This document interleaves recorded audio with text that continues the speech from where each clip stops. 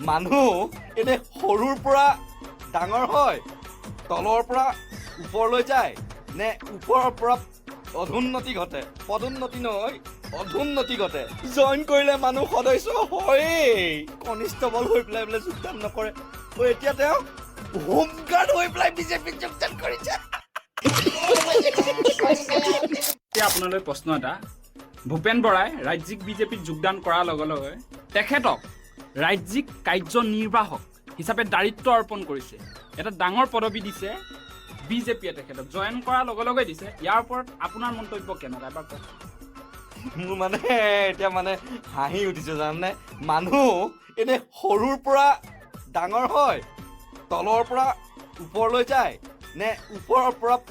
অধুন্নতি ঘটে পদোন্নতি নহয় অধুন্নতি ঘটে বোলে সভাপতি পদটো দিয়া নাই কমচে কম কাৰ্যকৰী সভাপতি বা উপ সভাপতি পদটোকে দেচোন কি দিলে ৰাজ্যিক কাৰ্যনিৰ্বাহক সদস্য সৰু যিগৰাকী ভূপেন বৰা AICCৰ সম্পাদক আছিল এটা সময়ত অসম প্ৰদেশ কংগ্ৰেছ কমিটিৰ তেওঁ সভাপতি অসমৰ আটাইতকৈ সৰ্বোচ্চ আসনখন এতিয়া কি ৰাজ্যিক বিজেপিৰ কাৰ্যনিৰ্বাহক সদস্য জইন কৰিলে মানুহ সদস্য হয়েই মোৰ মানে মই হাঁহি ৰখাব পৰা নাই আৰু তেওঁক তাৰমানে কি কৈছিল যে কন্যা এগৰাকী যেতিয়া বিয়া পাতি নিয়ে তেতিয়া বোলে গৃহস্থহে কোনটো ৰুমত থাকিব সেইটো বোলে নিৰ্ধাৰণ কৰে তোমাৰতো আছে নেকি সেই বাইকটো নিশ্চিতভাৱে সেইটো শুনাই দিয়াচোন শুনাই দিয়া এতিয়া শুনাই দিয়া কইনা এজনী যেতিয়া ঘৰ এখনলৈ বিয়া পাতি আনে কোনটো ৰুমত কইনা এজনী থাকিব সেইটো গৃহস্থই ঠিক কৰিব নে কইনা ঠিক কৰিব শুনিলা নহয়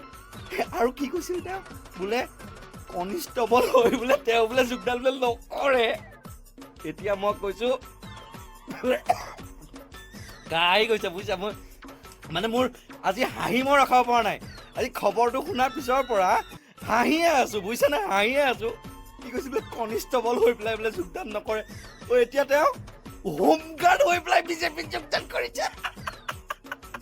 ধৰ্মৰ কথা কোনোবা যদি এজন ধৰ্মগুৰুৱে কৈছে তেতিয়াহ'লে আপোনালোকে শুনক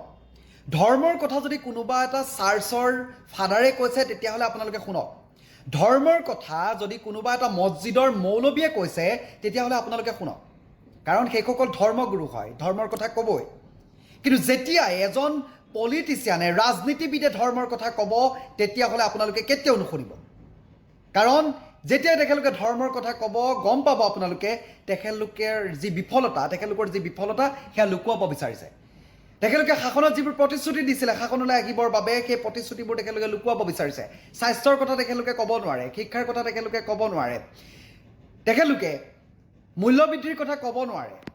তেখেতলোকে উন্নয়নৰ কথা ক'ব নোৱাৰে তেতিয়াই তেখেতলোকে ধৰ্মৰ কথা কৈ এইদৰে আপোনাৰ মোৰ দৰে মানুহক বুৰ্বক বা মূৰ্খ সজাব বিচাৰে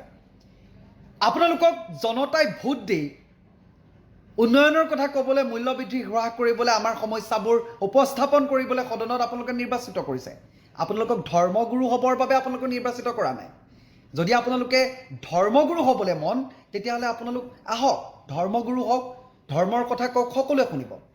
এজন শিক্ষকে যদি বিদ্যালয়ত গৈ শিক্ষা দিয়াৰ পৰিৱৰ্তে কেৱল ধৰ্মৰ কথা কৈ থাকে তেতিয়াহ'লে ষ্টুডেণ্টে নিশ্চয় ক'ব যে আপোনাক আমি ইয়াত শিক্ষা ল'বলৈ আহিছোঁ আপুনি ধৰ্মৰ কথা ক'ব নালাগে আমাক শিক্ষা দিয়ক চিকিৎসালয় আমি চিকিৎসা গ্ৰহণ কৰিবলৈ যাওঁ তাত যদি আমাক ধৰ্মৰ কথা কৈ থাকে হ'ব জানো ঠিক সেইদৰে ৰাজনীতি যেতিয়া কৰিবলৈ যায় তেতিয়া কেৱল মাত্ৰ আমাক উন্নয়নৰ কথা লাগে সমাজখনৰ হিতৰ কথা লাগে মূল্যবৃদ্ধি হ্ৰাসৰ কথা লাগে নিবনুৱা সমস্যা দূৰীকৰণৰ কথা লাগে আমাক ধৰ্মৰ জ্ঞান পেলিব নালাগে ধৰ্মৰ কথা আমি জানো কোন ধৰ্ম কেনেকুৱা বাকী কথাখিনি আমি চম্ভালি লওঁ আপোনালোকৰ যিটো কাম সেইটো কৰক সেইটো কাৰণে কৈছোঁ যেতিয়া ধৰ্মগুৰুৱে ধৰ্মৰ কথা ক'ব তেতিয়া আপোনালোকে শুনিব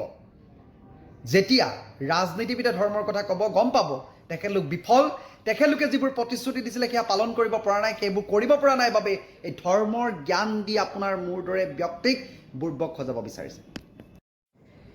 অসমবাসী ৰাইজে কি ফাষ্ট ট্ৰেক আদালত নালাগে বুলি আপোনাক কৈছিলে নেকি কেতিয়াবা কোনোবাই কৈছিলে নেকি অসমৰ মানুহে অসমৰ কোনোবা মানুহে জুবিনদাৰ বিচাৰ প্ৰক্ৰিয়াটো ফাষ্ট ট্ৰেক আদালতত হ'ব নালাগে বুলি কৈছিলে নেকি কি কথা ক'বলৈ আহে ফাল্টু মানুহৰ নিচিনাকে যে ফাষ্ট ট্ৰেক আদালতৰ কথা অসমৰ মানুহে কোৱা নাই কিয় কোৱা নাই প্ৰতিজন মানুহে কৈ আছে যে বিচাৰ প্ৰক্ৰিয়া ক্ষিপ্ৰ হ'ব লাগে বুলি আজি তাৰ পাছত তেওঁ ক'বলৈ আহিছে যে অসমৰ মানুহে যেতিয়া ফাষ্টেগ আদালতৰ কথা ক'ব তেতিয়াহে তেওঁ বিবেচনা কৰিব। জুবিনদাৰ মৃত্যুৰ দিনটোৰ পৰাই সকলোৱে কৈ আছে আমাক ন্যায় লাগে, জুবিনদাৰ জাষ্টিছ লাগে, আমি সদায় চিঞৰ বাখৰ কৰি আছো। তাৰ পাছত তেওঁ এতিয়ালৈকে গম পোৱা নাই যে ন্যায় বিচাৰিছে নে নাই বিচৰা, কি কথা ক'বলৈ আহে। গতিকে আমাৰ কথা অতি স্পষ্ট, এই বিজেপি পাৰ্টিটো মাৰ্ডাৰ পাৰ্টি হয় আচলতে। জুবিনদাৰ হত্যাৰ ক্ষেত্ৰত এই বিজেপি পাৰ্টি জড়িত, সেই অভিযোগবিলাক এনেই অহা নাই। ছিংগাপুৰলৈ জুবিনদাক বিজেপি চৰকাৰে লৈ গৈছিলে, সেই কথা আমি এতিয়া উলিয়ামহে লাহে লাহে। আমি কৈ আছিলো, আকৌ সেইটো নেৰো কিন্তু কেতিয়াও। জুবিনদাক ছিংগাপুৰলৈ কোনে নিছিলে? ডাইৰেক্ট বিজেপি চৰকাৰে লৈ গৈছিলে। বিজেপিয়ে জুবিনদাক ছিংগাপুৰলৈ নিয়াৰ পাছত তাত প্ৰয়োজনীয় ব্যৱস্থাপনা কৰি নিদিলে, নিৰাপত্তাৰ ব্যৱস্থা কৰি নিদিলে। এগৰাকী শিল্পীক আপোনাৰ বিদেশলৈ নিমন্ত্ৰণ জনোৱাৰ পাছত সেই বিজেপি চৰকাৰৰ বিদেশ মন্ত্ৰণালয় বুলি যে বস্তু এটা আছে, তেওঁলোক ক'ত শুই আছিলে? জুবিনদাৰ নিৰাপত্তাৰ ব্যৱস্থা তেওঁলোকে কিয় নকৰিলে? আজি তেওঁলোকে বিজেপি চৰকাৰে আজি কি কয় যে জুবিনদাৰ আচল অনুৰাগী তেওঁলোকৰ দলটোতহে আছে। সেই ফটুৱা লেকচাৰ আমি শুনিবলৈ ৰৈ থকা নাই ইয়াত। আমাৰ মূল কথা সেইটোৱেই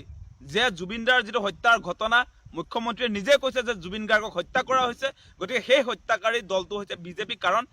বিজেপিয়ে আয়োজন কৰা নৰ্থ ইষ্ট ইণ্ডিয়া ফেষ্টিভেলত জুবিনদাৰ মৃত্যু হৈছে, বেলেগ কথা নাই আৰু। জুবিনদাক ছিংগাপুৰলৈ লৈ গৈছিলে বিজেপি চৰকাৰে, গতিকে সেই ছিংগাপুৰত জুবিনদাৰ হত্যা হৈছে, গতিকে সেই হত্যা পাৰ্টি হৈছে বিজেপি। গতিকে আমি এই মুহূৰ্তত বিজেপিৰ বিৰুদ্ধে সকলোৱে অৱস্থান কৰিব লাগে। জুবিনদাই কৈছে বিজেপি বটলামাল, বিজেপিক ভোট নিদিব। গতিকে জাতি ধ্বংসী কা আন্দোলনৰ সময়তো জুবিনদাই সৰব ভূমিকা পালন কৰিছিলে, এই পাৰ্টিক কোনেও ভোট নিদিব এই আহ্বানো জনাইছিলে। আৰু আমি দেখিছো যে জুবিনদাৰ লগত এই বিজেপিৰ সংঘাত আছে কাৰণে আজি বিজেপিৰ লিডাৰবিলাক আজি জুবিন ক্ষেত্ৰলৈ নাযায়। আজি জুবিন ক্ষেত্ৰক তেওঁলোকে যে ডাষ্টবিনলৈ ৰূপান্তৰ কৰিছে আপোনালোকে দেখিছেনে নাই? জুবিন ক্ষেত্ৰত কাৰেণ্ট কাটি দিছে, সেইবিলাক আপোনালোকে নিশ্চয় দেখা পাইছে। জুবিন ক্ষেত্ৰত আচলতে যি ধৰণৰ বৰ্তমান সময়ত জুবিন ক্ষেত্ৰত যি ধৰণে নিৰ্মাণ কাৰ্য হ'ব লাগিছিলে সেইবিলাক হৈছে নে নাই আপোনালোকে বিবেচনা কৰি চাওক। আজি কেনেকে সেই জুবিন ক্ষেত্ৰৰ মাটি অশোক সিংঘালে নিজে তেওঁৰ মাটি বুলি কৈছে, এই কথা আপোনালোকে বিবেচনা কৰক। জুবিনদাৰ প্ৰতি তেওঁলোকৰ সঁচা সন্মান আছে নে নাই আপোনালোকে নিজে নিজক সোধক। আৰু জুবিনদাই ন্যায় যদি নাপায় তেনেহ'লে কোনো কাৰণতে বিজেপিক অসমৰ ৰাইজে ভোট দিয়া উচিত নহয়। জুবিনদাৰ কথাটো মূল কথা আমাৰ। জুবিনদা কাৰণ আমাৰ অসমৰ পৰিচয়, জুবিনদা আমাৰ সম্প্ৰীতিৰ প্ৰতীক, জুবিন মানে অসম, সেই কথাটো আমি মানি চলো। গতিকে জুবিনদাৰ যেতিয়ালৈকে ন্যায় নহয়, ইলেকশ্যনৰ আগত যদি ন্যায় নহয় তেতিয়াহ'লে আমি কোনো কাৰণতে বিজেপিক সমৰ্থন কৰা উচিত নহয়, সেই কথাখিনি কৈ থলো।